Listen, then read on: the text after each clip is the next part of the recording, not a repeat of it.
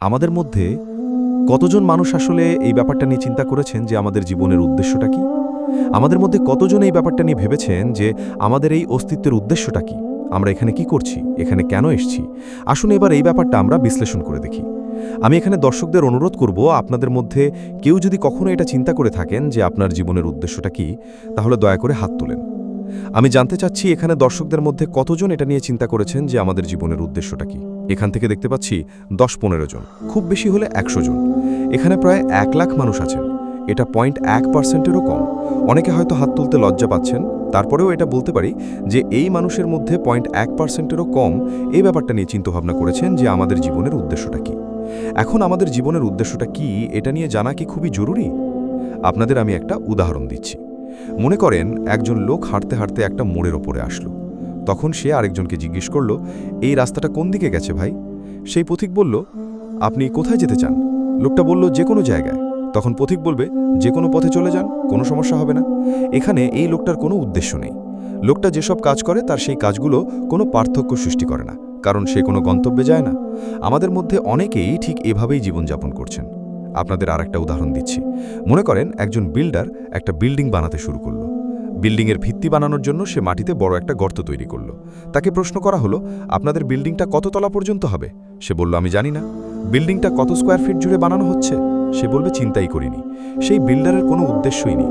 একবার একজন লোক তার প্রতিবেশীকে বলল, আপনার কুকুরটা সবসময় গাড়ি দেখলে তার পিছনে ধাওয়া করে। ভাবছি এই কুকুরটা কখনো কি গাড়িটাকে ধরতে পারবে?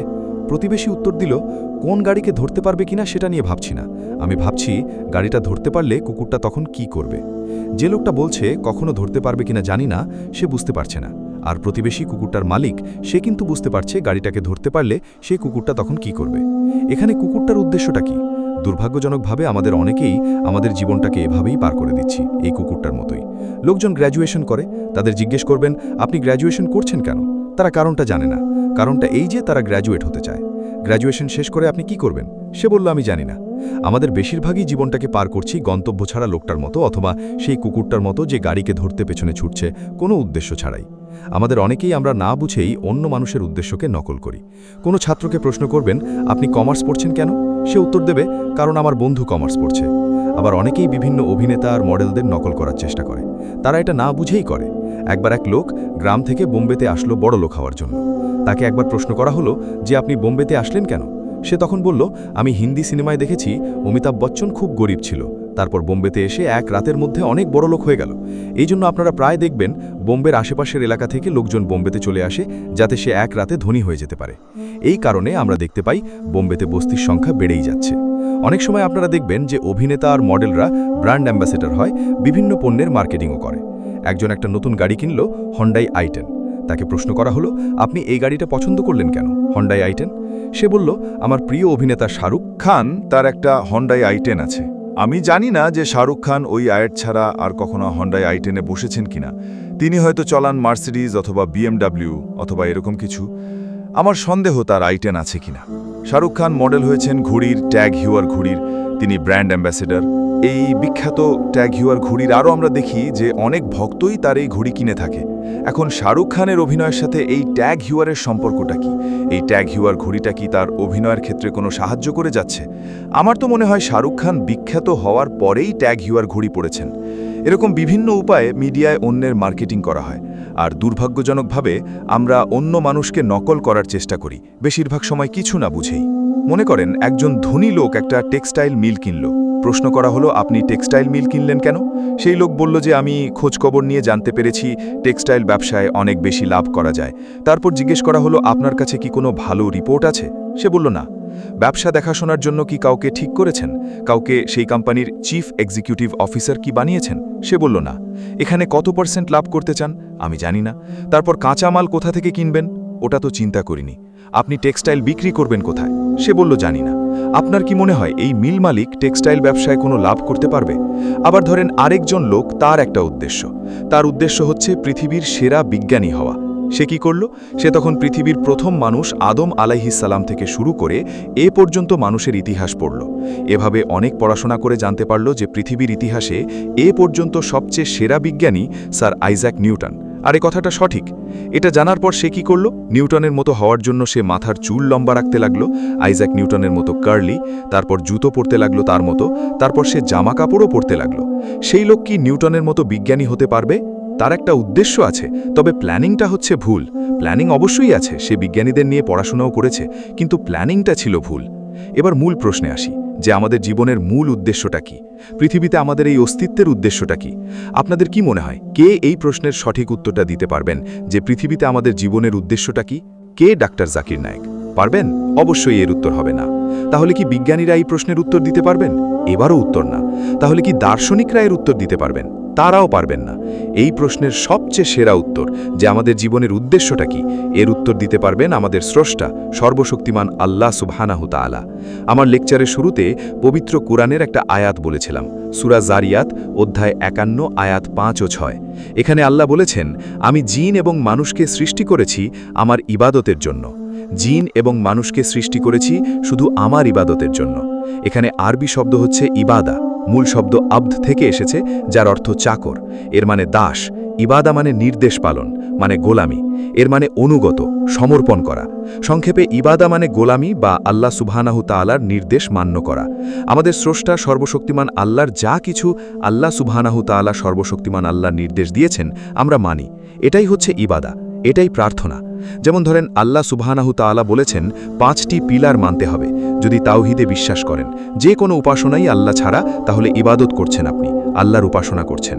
যদি প্রার্থনা করেন, সালাহ আদায় করেন, আপনি ইবাদত করছেন, আল্লাহ সুবহানাহু তাআলার উপাসনা করছেন। যদি জাকাত দেন, বাধ্যতামূলক দান, ইবাদত করছেন, আল্লাহ সুবহানাহু তাআলার উপাসনা করছেন। যদি রোজা রাখেন, ইবাদত করছেন, আল্লাহ সুবহানাহু তাআলা সুবহানাহু উপাসনা করছেন। আল্লাহ কোরআনে বলেছেন যে প্রতিবেশীর হক আদায় করতে হবে। তাই যদি প্রতিবেশী হক আদায় করেন, যেহেতু কোরআন বলছে সূরা মাউন অধ্যায় 10 আয়াত 7, তার ইবাদত করছেন আল্লাহ সুবহানাহু তাআলার। উপাসনা করছেন যদি বিরত থাকেন যেগুলো থেকে সর্বশক্তিমান স্রষ্টা আল্লাহ সুবহানাহু তাআলা বিরত থাকতে বলেছেন, তাহলে আপনি ইবাদত করছেন। যদি মদ পান থেকে বিরত থাকেন, আপনি ইবাদত করছেন। যদি শুকর না খান, তাহলে আপনি ইবাদত করছেন, আল্লাহ সুবহানাহু তাআলার উপাসনা করছেন।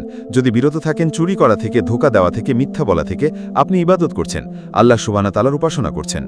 সংক্ষেপে, আল্লাহ সুবহানাহু তাআলার নির্দেশ মান্য করলে, নিজের ইচ্ছাকে আল্লাহর কাছে সমর্পণ করলে আপনি ইবাদত করছেন, আপনি আল্লাহ সুবহানাহু তাআলার উপাসনা করছেন। আর মানুষের প্রতিটি কাজই ইবাদত করলে গণ্য হবে যদি দুটি শর্ত মানেন। 1 নম্বর হচ্ছে কাজটি করা হবে কেবলমাত্র আমাদের স্রষ্টা আল্লাহ সুবহানাহু তাআলার সন্তুষ্টির জন্য। 2 নম্বর হচ্ছে কাজটি করা হবে সুন্নাহ অনুসারে। সর্বশেষ এবং চূড়ান্ত নবী মুহাম্মদ সাল্লাল্লাহু আলাইহি ওয়াসাল্লাম যেভাবে করেছেন, যদি আপনার কাজে এই দুটো বিষয় থাকে, প্রতিটি কাজই ইবাদতের অন্তর্ভুক্ত হয়ে যাবে, প্রার্থনা বলে গণ্য হবে। যখন কোনো যন্ত্র কিনেন, সে যন্ত্রের সাথে একটা নির্দেশিকা বই দেওয়া হয়। যদি আপনি মানুষকে মেশিন বলে ধরেন, তাহলে একমত হবেন যে মানুষ হচ্ছে সবচেয়ে জটিল মেশিন এই পৃথিবীর বুকে। আপনার কি মনে হয় না এই মানুষের জন্য এই মেশিনের নির্দেশিকা বই দরকার আছে? মানুষের জন্য সর্বশেষ এবং চূড়ান্ত নির্দেশিকা বই হচ্ছে পবিত্র কোরআন। পবিত্র কোরআন আল্লাহ সুবহানাহু তাআলার সর্বশেষ এবং চূড়ান্ত নির্দেশ, যা সর্বশেষ ও চূড়ান্ত নবী মুহাম্মদ সাল্লাল্লাহু আলাইহি ওয়াসাল্লামকে দেওয়া হয়েছে।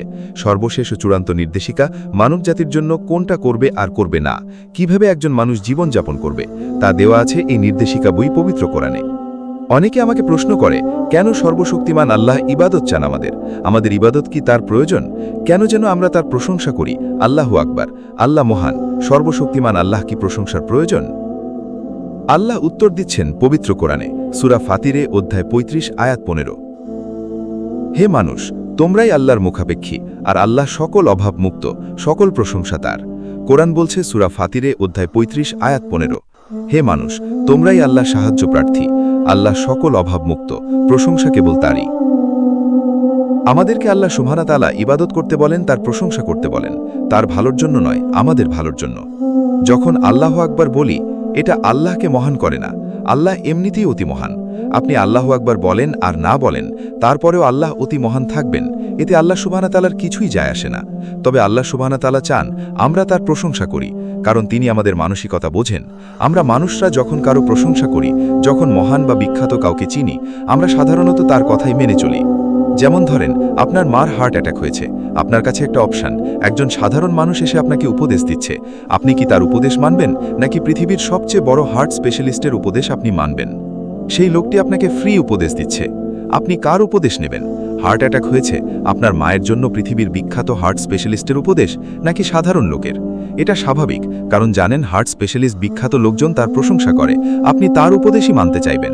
একইভাবে আল্লাহ সুবহানাহু ওয়া তাআলা আমাদের প্রশংসা চান। তিনি মহান, আল্লাহ অতি মহান, আল্লাহ সব কিছু জানেন, আল্লাহ মহাজ্ঞানী। তাই যখন আমরা বলি যে তিনি হচ্ছেন মহাজ্ঞানী, আর যখন তিনি আমাদেরকে উপদেশ দেন আমরা অনুসরণ করতে